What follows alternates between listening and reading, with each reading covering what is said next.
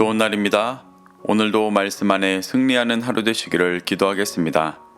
오늘 생명의 산 본문은 사도행전 1장 12절부터 26절입니다. 오늘 본문은 12절부터 14절에서 제자들이 예수님의 명령에 순종해 성령님의 임재를 기다리며 기도하는 모습이 나오고 15절부터 26절에서 죽은 유다를 대신할 새로운 사도를 세우는 모습이 나옵니다. 이 구절들을 통해 하나님께서 무엇을 말씀하시는지 살펴보도록 하겠습니다. 12절입니다. 제자들이 감람원이라 하는 산으로부터 예루살렘에 돌아오니 이 산은 예루살렘에서 가까워 안식일에 가기 알맞은 길이라. 제자들은 감람원이라는 산에서 예루살렘으로 돌아왔습니다.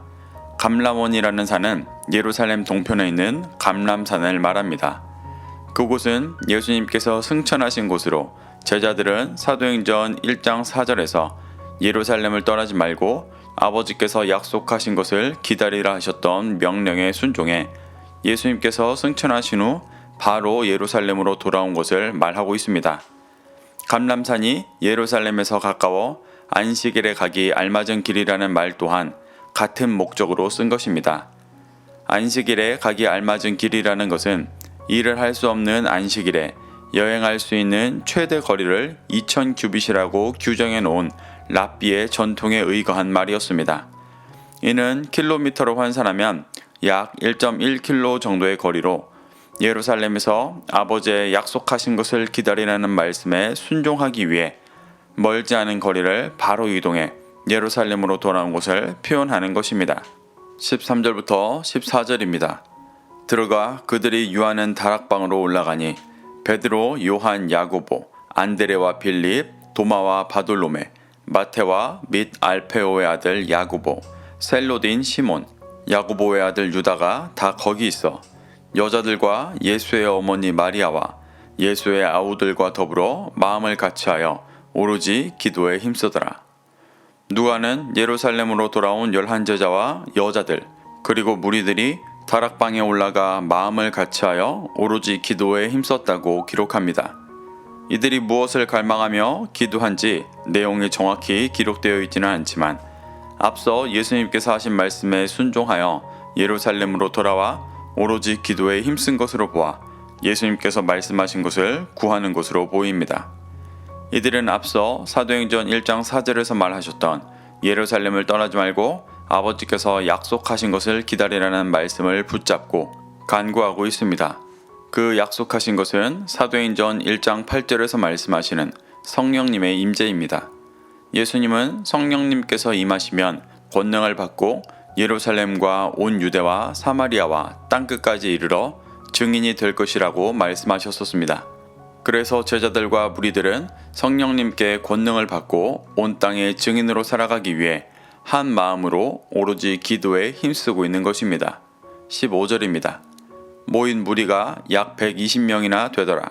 그때 베드로가 그 형제들 가운데 일어서서 이르되 누가는 다락방에 모여 오로지 기도에 힘쓰는 무리가 약 120명이라고 말합니다. 누가가 제자들이 기도하고 있는 모습을 말한 후에 그 수가 120명의 무리라고 말한 이유는 그들이 새로운 공동체를 대표하는 수였기 때문이었습니다. 살아계신 예수님을 보고도 진리를 깨닫지 못하고 오히려 예수님을 죽인 이스라엘은 이미 오래전부터 제사장 나라의 모습을 잃어버렸었습니다. 성전이라는 허울만 남아있을 뿐 진리로 무장해 이 땅에 빛이 되는 제사장 나라로 살아가지 못하고 있었습니다. 그래서 예수님은 제자들을 통해 교회라는 공동체를 세우셔서 제사장 나라의 역할을 하게 하셨습니다. 그 시작이 다락방에 모여 기도하는 120명이었습니다. 120명은 유대인들에게 매우 의미 있는 숫자입니다. 유대법의 규례에 자체적인 공의를 갖춘 공동체를 설립할 수 있는 최소 인원수가 120명이었다고 합니다. 누가는 지금 모여 기도하는 120명이 예수님의 뜻을 따라 성령의 권능으로 온 땅의 증인으로 살아갈 새로운 제사장 나라를 시작하는 인원이라는 것을 표현하고 있는 것입니다. 이 120명이라는 숫자는 솔로몬이 성전을 짓고 언약궤를 가져와 성령님이 임재하실 때 나팔을 불었던 제사장들의 수이기도 했습니다. 나팔을 부는 제사장들은 단지 악기를 연주하는 자가 아니라 진리를 외치고 찬양하는 제사장들이었습니다. 역대하 5장 12절부터 13절을 보면 솔로몬이 성전을 완성하고 언약궤를 가져온 후 제사장 120명과 함께 찬양하자 성령님의 임재가 가득한 모습이 나옵니다.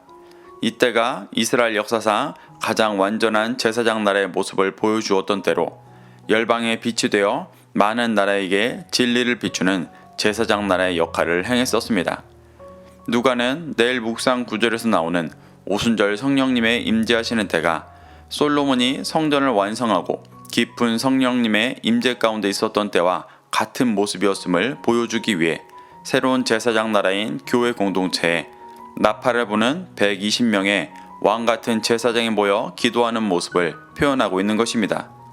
이렇게 약 120명의 무리가 모였음을 말한 후 베드로가 그들 사이에 일어나서 말하기 시작하는 모습을 기록합니다. 16절부터 17절입니다.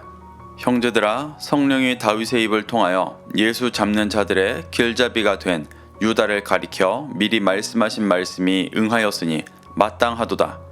이 사람은 본래 우리 수 가운데 참여하여 이 직무의 한 부분을 맡았던 자라. 베드로는 새로운 제사장 나라인 교회 공동체를 이루어갈 120명이 함께 모여 기도하는 때에 죽은 유다의 자리를 채워 12사도의 수를 맞추려 합니다. 이는 과거 이스라엘이 12지파로 이루어졌듯이 새로운 제사장 나라인 교회 공동체 역시 예수님께서 세우셨던 12사도를 중심으로 이루어진 영적 이스라엘임을 말하는 것입니다. 그래서 베드로는 함께 모여 기도하는 자들에게 12제자 중 한 사람이었던 유다가 예수님을 팔고 죽은 것이 이미 하나님께서 다윗을 통해 예언하셨던 것임을 말합니다. 그리고 그가 제자 중 한 사람으로 직무의 한 부분을 맡았던 자였음을 말합니다. 여기서 말하는 직무의 원어는 디아코니아로 봉사, 섬김을 뜻합니다. 예수님의 제자가 하는 봉사, 섬김이 무엇인지 사도행전 6장 4절에 잘 기록되어 있습니다. 그 구절에는 12제자들은 오로지 기도하는 일과 말씀 사역이 자신들이 해야 하는 일이라고 말합니다. 여기서 말하는 사역이 디아코니아입니다. 성령의 권능을 받고 열방의 증인이 되기 위해 오로지 기도하며 말씀을 전하고 가르치는 섬김과 봉사가 12제자의 직무였습니다. 베드로는 유다가 그 직무를 맡았었지만 성경에 예언된 대로 죽었다고 말합니다. 18절부터 19절입니다. 이 사람이 불의의 삭스로 밭을 사고 후에 몸이 곤두박질하여 배가 터져 창자가 다 흘러나온지라. 이 일이 예루살렘에 사는 모든 사람에게 알리어져 그들의 말로는 그 밭을 아겔다마라 하니 이는 피밭이라는 뜻이라. 누가는 유다가 불의의 삭스로 밭을 사고 후에 비참하게 죽은 모습을 첨부 설명합니다.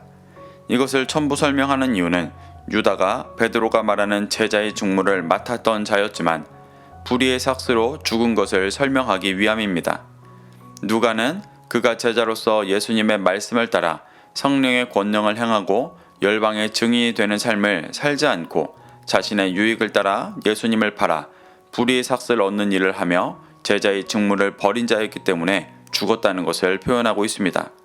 그가 새로운 제사장 나라인 교회 공동체에 사도가 될 수 없던 자였음을 예루살렘에 사는 모든 사람들이 아는 일이고 이것을 하나님께서 계획하신 일이라고 그가 죽은 이유를 설명하고 있습니다. 그러며 새로운 사도를 뽑으려 하는 베드로의 말을 지지합니다. 20절입니다. 시편에 기록되었을 때 그가 거처를 황폐하게 하며 거기 거하는 자가 없게 하소서 하였고 또 일러스되 그의 직분을 타인이 취하게 하소서 하여도다. 베드로는 유다가 죽은 것은 그의 거처를 황폐하게 하시며 거기 거하는 자가 없게 해달라는 시편 69편 25절의 말씀대로 불의의 삭스를 따른 자에 대한 예언이 성취된 것이라고 말합니다. 또 그의 직분을 타인이 취하게 해달라는 시편 109편 8절의 말씀대로 유다가 맡았던 제자의 직무를 타인이 취하게 해달라는 말이 성취되어야 한다고 주장하고 있습니다. 21절부터 22절입니다. 이러함으로 요한의 세례로부터 우리 가운데서 올려져 가신 날까지 주 예수께서 우리 가운데 출입하실 때에 항상 우리와 함께 다니던 사람 중에 하나를 세워 우리와 더불어 예수께서 부활하심을 증언할 사람이 되게 하여야 하리라 하거늘. 베드로는 유다가 저버린 제자의 직무를 맡을 사람을 뽑고자 하며 제자들과 같이 요한의 세례로부터 승천하신 날까지 함께 있던 자들 중에 예수께서 부활하심을 증언할 사람이 있어야 한다고 말합니다. 베드로가 가지고 있는 제자의 기준은 다른 제자들과 같이 처음부터 끝까지 함께하여 열방에 예수님께서 행하신 모든 일의 증인이 될 수 있는 사람이었습니다. 그 일이 새로운 제사장 나라 교회 공동체가 해야 될 일이고 12사도가 그 일의 중심을 잡아야 하는 존재였기 때문이었습니다. 누가는 이렇게 120명의 무리와 12제자가 세워가는 모습을 기록하며 하나님께서 새로운 제사장 나라 교회 공동체를 세워가고 계심을 설명하고 있습니다. 23절부터 26절입니다. 그들이 두 사람을 내세우니 하나는 바사바라고도 하고 별명은 유수도라고도 하는 요셉이요 하나는 마띠아라. 그들이 기도하여 이르되 무사람의 마음을 아시는 주여 이 두 사람 중에 누가 주님께 택하신 바 되어 봉사와 및 사도의 직무를 대신할 자인지를 보시옵소서. 유다는 이 직무를 버리고 제 곳으로 갔나이다 하고 제비 뽑아 마띠아를 얻으니 그가 11사도의 수에 들어가니라.